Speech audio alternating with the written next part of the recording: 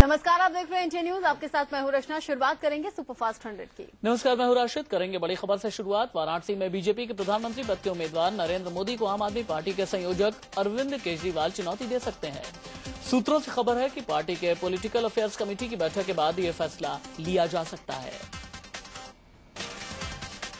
बंगलौर दौरे पर पहुंचे केजरीवाल ने मोदी के खिलाफ चुनाव लड़ने पर खुलकर कुछ नहीं कहा है। हालांकि उन्होंने ये जरूर कहा कि इस बारे में वो बेंगलौर की रैली में ऐलान करेंगे। केजरीवाल को मोदी के खिलाफ चुनाव लड़ने की बात पार्टी कई बार पहले भी कर चुकी है।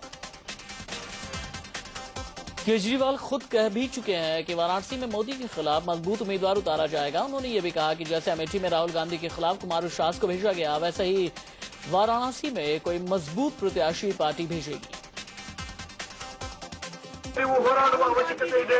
ಯಾಕೆಂದ್ರೆ ಎರಡೂ ಪಕ್ಷಗಳು ತೀರ್ಮಾನವನ್ನು ಕೊಡಕ್ಕಿಟ್ಟು ಹೋರಾಡಿದ ವ್ಯಕ್ತಿ ಈಗ ನೀವು ಹೋರಾಡುವ ಅವಶ್ಯಕತೆ ಇದೆ। ಯಾಕೆಂದ್ರೆ ಎರಡೂ ಪಕ್ಷಗಳು ತೀರ್ಮಾನವನ್ನು ಕೊಡಕ್ಕಿಟ್ಟು ಹೋರಾಡಿದ ವ್ಯಕ್ತಿ ಈಗ इससे पहले कल बीजेपी ने लोकसभा चुनाव के उम्मीदवारों की अपनी चौथी लिस्ट जारी कर दी। पार्टी ने कुल 98 उम्मीदवारों की लिस्ट जारी की। इनमें सबसे अहम घोषणा वाराणसी सीट की रही, जहां से पीएम उम्मीदवार नरेंद्र मोदी चुनाव लड़ेंगे। बीजेपी ने यूपी की 55, छत्तीसगढ़ के सभी 11, दिल्ली की सभी 7, हरियाणा के 7, उत्तराखंड के सभी 5, ओडिशा से 4, पंजाब और बिहार से 2-2 उम्मीदवारों के नाम की घोषणा कर दी है। बीजेपी ने यूपी की 80 सीटों में से 54 पर उम्मीदवारों के नाम का ऐलान कर दिया है। बीजेपी के पीएम उम्मीदवार नरेंद्र मोदी वाराणसी से, लखनऊ से राजनाथ सिंह और कानपुर से मुरली मनोहर जोशी को टिकट दिया गया है। लखनऊ से राजनाथ सिंह के चुनाव लड़ने पर लालजी टंडन ने कहा कि मेरे लिए ये गर्व का विषय है। उम्मीदवारों का चयन का फैसला पार्टी का होता है। राजनाथ सिंह यहां से ऐतिहासिक जीत दर्ज करें, इसके लिए मैं पूरी कोशिश करूंगा। अगर कोई भूमिका बदलती है, राजनीति में कोई किसी का व्यक्तित्व तो नहीं खत्म होता है, तो मुझे अगर पार्टी ने जो फैसला लिया, मैंने पहले भी कहा था यही कि पार्टी जो फैसला करेगी वो सबको मान्य होगा।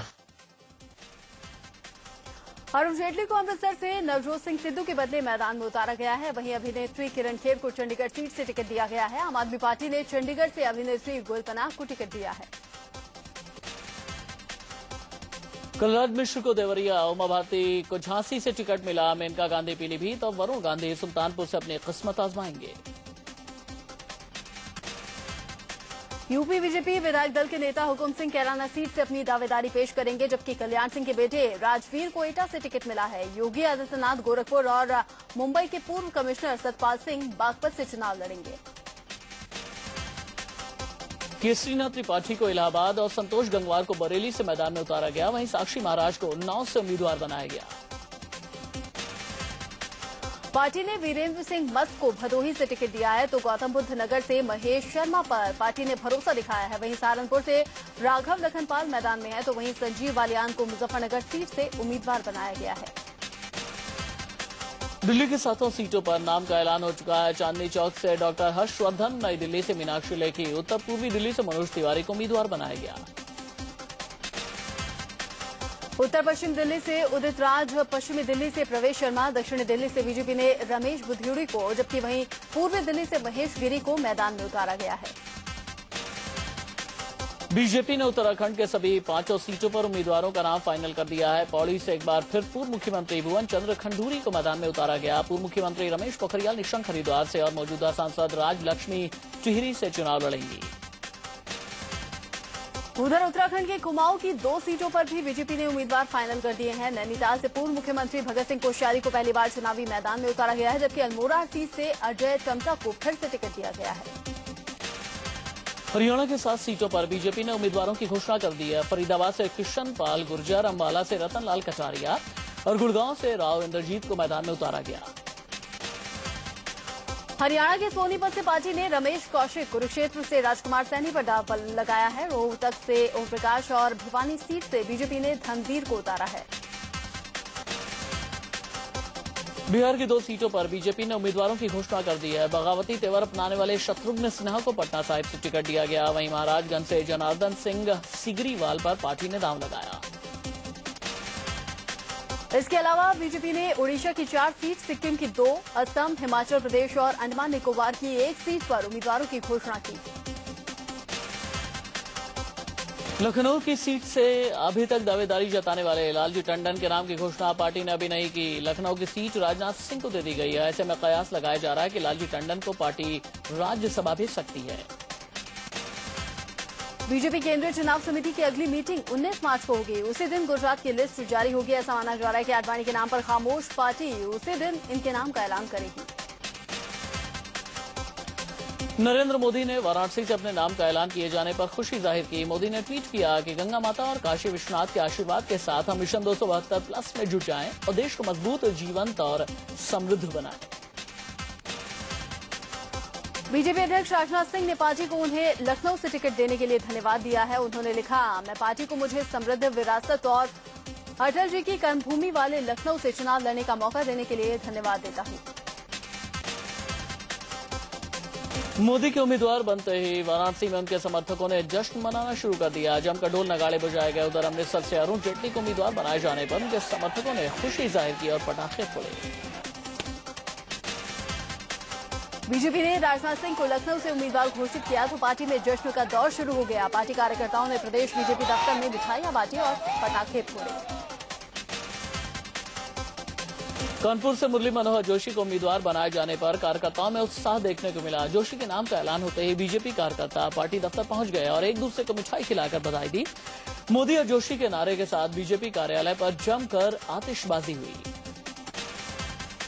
बीजेपी नेता गिरिराज सिंह ने साफ कर दिया है कि वो नवादा से चुनाव लड़ने के लिए पूरी तरह से तैयार हैं। उन्होंने फिर कहा कि वो मोदी के लिए एक नहीं 1000 बार कुर्बानी देने को तैयार हैं। नरेंद्र भाई मोदी को प्रधानमंत्री बनाने के लिए पहले भी कहा, अब भी कह रहा हूं कि एक कुर्बानी क्या 1000 कुर्बानी देंगे और नवादा से हम चुनाव लड़ेंगे। लालू खेमे से बीजेपी में आए रामकृपाल यादव को पाटलिपुत्र से टिकट देने पर बिहार बीजेपी में नाराजगी बढ़ गई है। पालीगंज सीट से विधायक उषा विद्यार्थी खफा है। बीजेपी विधायक उषा विद्यार्थी का कहना है कि बीजेपी बाहर से आए लोगों को टिकट दे रही है, जबकि पार्टी के नेताओं और कार्यकर्ताओं की बात नहीं सुनी जा रही। उषा ने पार्टी छोड़कर निर्दलीय चुनाव लड़ने के संकेत दिए हैं। जेडीयू ने लोकसभा चुनाव के लिए उम्मीदवारों की दूसरी लिस्ट जारी कर दी है। इस लिस्ट में बिहार के 32 उम्मीदवारों का ऐलान किया गया। पहली लिस्ट में 6 उम्मीदवारों के नाम का ऐलान किया गया था। इस तरह से जेडीयू 38 सीटों पर अपने उम्मीदवारों का ऐलान कर चुकी है। मधेपुरा से पार्टी प्रमुख शरद यादव चुनाव लड़ेंगे। उनका मुकाबला आरजेडी के पप्पू यादव और बीजेपी के विजय कुमार कुशवाहा से होगा, जबकि पश्चिमी चंपारण से फिल्म डायरेक्टर प्रकाश झा को मैदान में उतारा गया है। जहानाबाद से आम्रपाली ग्रुप के चेयरमैन अनिल शर्मा को टिकट दिया गया है। पटना साहिब से जेडीयू ने गोपाल प्रसाद सिन्हा को मैदान में उतारा। उनका मुकाबला बीजेपी के उम्मीदवार शत्रुघ्न सिन्हा से होगा। वहीं पाटलिपुत्र से मौजूदा सांसद रंजन कुमार को टिकट मिला। रंजन का मुकाबला लालू की बेटी मीसा भारती और बीजेपी के रामकृपाल यादव से होगा। जेडीयू की दूसरी लिस्ट में झारखंड के 4 उम्मीदवारों के नाम हैं। कोडरमा से कृष्णा सिंह, पलामू से जोरावर, गोड्डा से राजवर्धन आजाद और खूंटी से शंकर मांझी चुनावी मैदान में हैं। इससे पहले कल जेडीयू ने बिहार की 15 सीटों पर उम्मीदवारों का ऐलान किया था। सासाराम से जेडीयू ने पूर्व आईएएस केपी रमैया को चुनाव मैदान में उतारा। जमुई से विधानसभा अध्यक्ष उदय नारायण चौधरी को टिकट दिया गया और गया से जीतन राम मांझी चुनाव लड़ेंगे। जेडीयू ने नालंदा से कौशलेंद्र कुमार को चुनावी मैदान में उतारा है। औरंगाबाद से बागी कुमार वर्मा चुनाव लड़ेंगे, जबकि नवादा से जेडीयू ने कौशल यादव पर भरोसा दिखाया है। कौशल यादव का मुकाबला बीजेपी के गिरिराज सिंह से होना है। अपने कर्नाटक दौरे के दूसरे दिन भी केजरीवाल ने बेंगलोर में रोड शो किया। रोड शो के दौरान केजरीवाल ने लोगों से मुलाकात की। रोड शो के बाद केजरीवाल की रैली का कार्यक्रम है। बेंगलोर दौरे पर गए केजरीवाल ने पहले दिन रोड शो किया। केजरीवाल ने डिनर के जरिए पार्टी के लिए फंड भी जुटाया। केजरीवाल के साथ डिनर करने के लिए 20,000 रुपए की प्लेट रखी गई थी। मानहानि के आरोप में कपिल सिब्बल के बेटे अमित सिब्बल की याचिका पर दिल्ली की पटियाला हाउस कोर्ट ने अरविंद केजरीवाल और मनीष सिसोदिया पर जुर्माना लगाया है। 2012 में केजरीवाल ने वोडाफोन हचिनसन के बीच हुई डील को लेकर आरोप लगाए थे। कोर्ट ने 24 जुलाई को केजरीवाल सिसोदिया को अमित सिब्बल की ओर से दायर आपराधिक मानहानि मामले में समन जारी किया था। इन दोनों नेताओं ने कल यानी कि 15 मार्च के दिन के लिए निजी तौर पर पेशी से छूट मांगी थी। अगली सुनवाई 19 अप्रैल को होगी। अरविंद केजरीवाल का मीडिया पर हमला लगातार जारी है। ट्विटर पर केजरीवाल ने मीडिया पर निशाना साधते हुए कहा कि क्या मीडिया के पास गुजरात का सच दिखाने का साहस है। मोदी के विकास को झूठा बताते हुए लिखा गया कि मीडिया के कुछ लोग गुजरात के विकास की झूठी तस्वीर पेश करते हैं। मीडिया पर आरोप के बाद हो रही आलोचनाओं से बेपरवाह अरविंद केजरीवाल ने मोदी के बहाने मीडिया पर हमला बोला। सवाल रखते हुए केजरीवाल ने ट्वीट किया कि क्या मोदी के पिछले 10 सालों के राज में गुजरात में 60,000 से ज्यादा छोटे उद्योग बंद नहीं हो गए हैं। मीडिया में ये सच दिखाने का साहस है। दिल्ली में आम आदमी पार्टी में फूट पड़ गई है। 400-500 कार्यकर्ताओं ने आम आदमी पार्टी से अलग होकर आम आदमी सेना बना ली है। केजरीवाल के विधानसभा क्षेत्र नई दिल्ली से आने वाले इन कार्यकर्ताओं ने केजरीवाल पर धोखा देने का आरोप लगाया। आम आदमी पार्टी से अलग होकर आम आदमी सेना बनाने वाले लोगों ने दिल्ली के पंडारा रोड के केजरीवाल के खिलाफ प्रदर्शन किया और उनके खिलाफ जमकर नारेबाजी भी की। आम आदमी पार्टी के पोस्टर बैनर को इन लोगों ने पैरों तले कुचला भी। आम आदमी पार्टी छोड़ने वाले इन सैकड़ों कार्यकर्ताओं में टिकट बंटवारे को लेकर बड़ी नाराजगी है। नई दिल्ली लोकसभा क्षेत्र से आशीष खेतान को आम आदमी पार्टी से टिकट दिए जाने का इन्होंने विरोध किया और पार्टी भी छोड़ दी।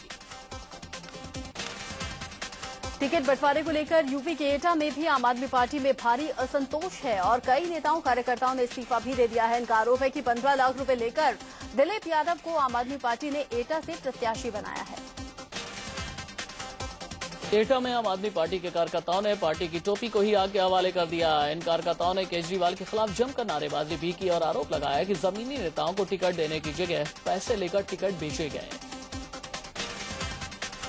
आम आदमी पार्टी ने गाजियाबाद सीट से शाजिया इल्मी को टिकट दिया है। शाजिया कांग्रेस कैंडिडेट राज बब्बर के खिलाफ चुनाव लड़ेंगी। इससे पहले शाजिया को रायबरेली से उम्मीदवार बनाया गया था, लेकिन शाजिया ने इनकार कर दिया था।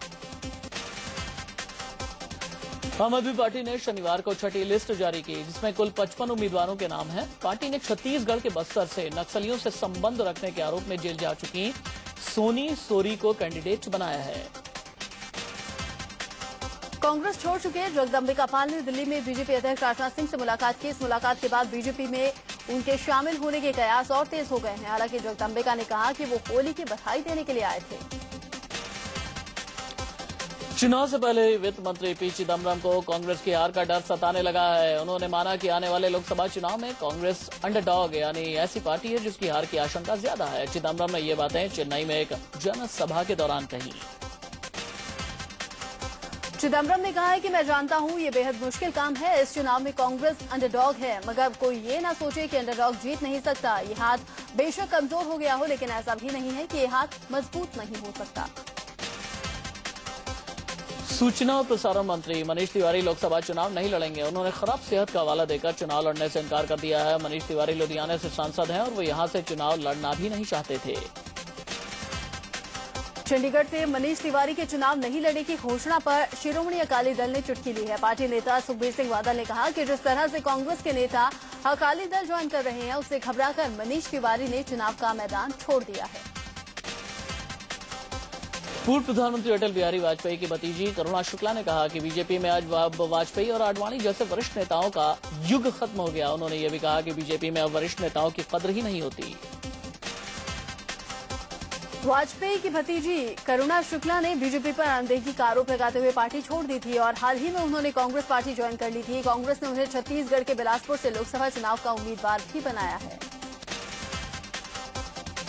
बीजेपी ने इस बात से इनकार किया कि उसने दिल्ली में नरेंद्र मोदी के लिए फंड रेजिंग डिनर का आयोजन किया है। बीजेपी नेता प्रकाश जावड़ेकर ने कहा, फंड रेजिंग डिनर की बात निराधार है। हमने इस तरह के किसी भी प्रोग्राम के बारे में नहीं सोचा।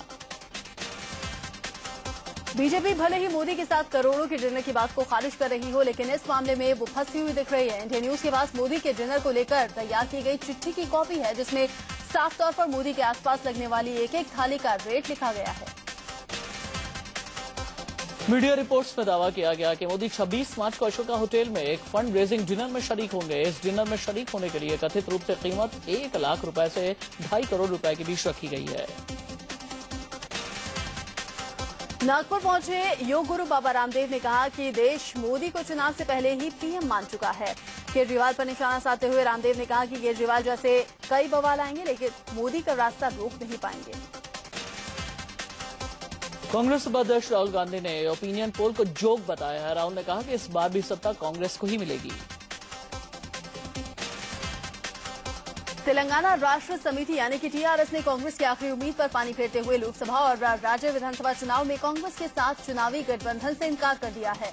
टीआरएस अध्यक्ष के चंद्रशेखर राव ने तेलंगाना राष्ट्र समिति यानी कि टीआरएस ने कांग्रेस की आखिरी उम्मीद पर पानी फेरते हुए लोकसभा और राज्य विधानसभा चुनाव में कांग्रेस के साथ चुनावी गठबंधन से इनकार कर दिया है। टीआरएस अध्यक्ष के चंद्रशेखर राव ने तेलंगाना भवन में ये जानकारी दी। लोकसभा चुनाव प्रचार में काले धन के इस्तेमाल पर रोक लगाने के लिए आयकर विभाग ने सख्ती दिखाई है। दिल्ली में इसके लिए आयकर विभाग ने टोल फ्री हेल्पलाइन नंबर 1800110132 जारी किया है।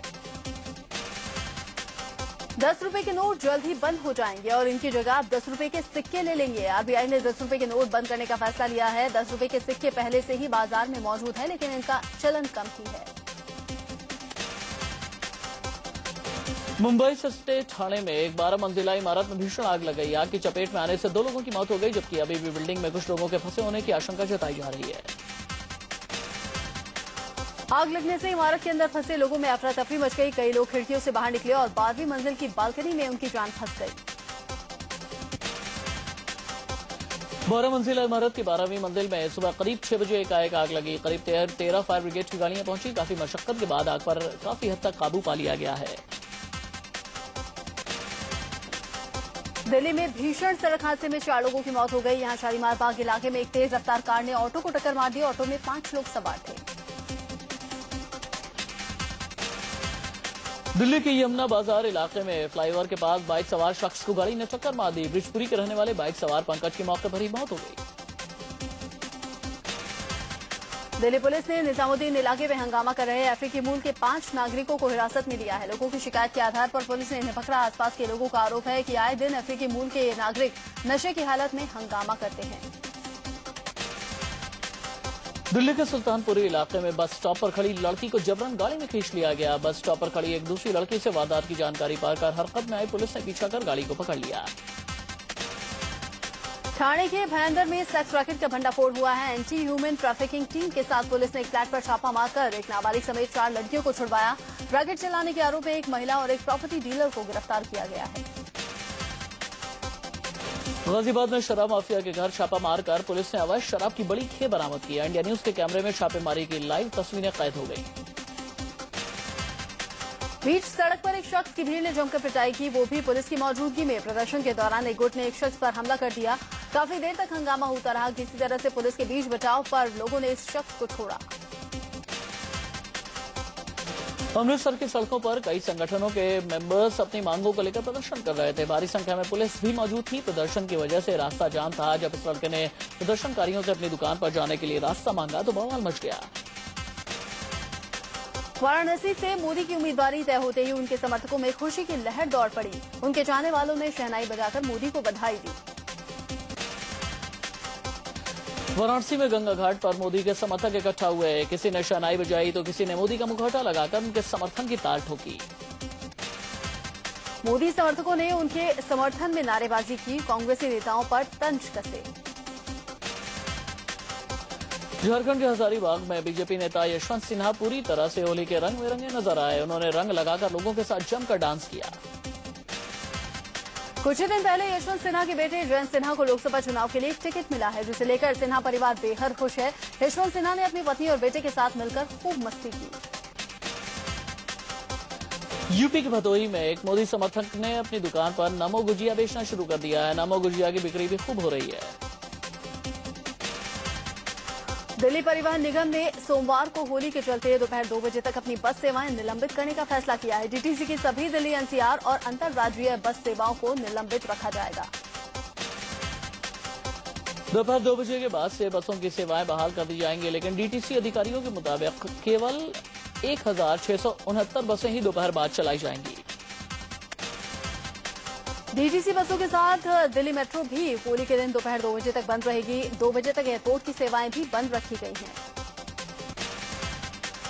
दिल्ली के लोगों पर भी होली का सुरूर छाने लगा है। यहाँ के महिपालपुर इलाके में होली का एक अलग ही रंग देखने को मिला। सिर पर पगड़ी बांधे नगाड़े की थाप पर लोगों ने जमकर अबीर गुलाल उड़ाया।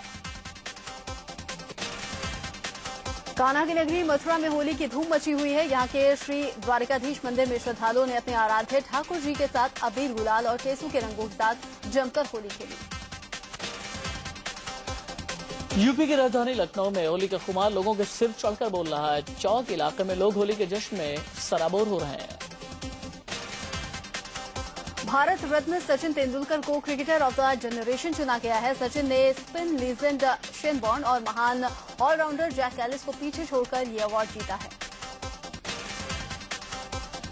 वेबसाइट ESPN क्रिकेटफो ने अपनी स्थापना के 20 साल पूरे होने पर क्रिकेटर्स का सम्मान किया। क्रिकेटर ऑफ द ईयर सम्मान के लिए 1993 से 2013 के बीच खेलने वाले खिलाड़ी नामांकित थे, जिसमें सचिन ने बाजी मार ली। लापता मलेशियाई विमान से भारत पर हमला हो सकता है, ये आशंका अमेरिका के पूर्व उप विदेश मंत्री स्टोव टैलबॉट ने ट्वीट कर दिलवाई है। उनके मुताबिक भारत पर यह हमला 9/11 की तर्ज पर हो सकता है। अमेरिका के पूर्व उप विदेश मंत्री स्टोव टैलबॉट ने इस आशंका के पीछे तकनीकी पहलुओं को गिनाया। स्टोव के मुताबिक यह हमला ईंधन रेंज और दिशा से किया जा सकता है। भारत ने मलेशिया के लापता विमान की खोजबीन का काम रोक दिया है। बताया जा रहा है कि मलेशिया सरकार के कहने पर फिलहाल काम रोक दिया गया है। मलेशिया के लापता हुए जिस MH370 विमान को ढूंढने का काम पिछले एक हफ्ते से चल रहा है, उसके हाईजैक होने की आशंका भी जताई गई है। मलेशिया के प्रधानमंत्री ने कहा कि विमान को उसके रास्ते से कहीं और ले जाया गया। मलेशिया के PM नजीब रजाक ने कहा है कि भारत समेत 14 देशों के 43 जहाज और 58 एयरक्राफ्ट लापता विमान को ढूंढने में लगे हुए हैं। लापता विमान की खोज अंडमान में भी की गई, लेकिन कोई सुराग नहीं मिला। अफगानिस्तान के राष्ट्रपति हामिद करजई ने कहा है कि साल के अंत तक अमेरिकी सैनिक देश छोड़ दें। उन्होंने कहा कि देश की रक्षा की जिम्मेदारी संभालने के लिए अफगानिस्तान की सेना पूरी तरह से तैयार है। अमेरिका के कोर्ट ने उसामा बिन लादेन के दामाद और अलकायदा प्रवक्ता अबू गैद के खिलाफ मामला रद्द करने की अपील खारिज कर दी है।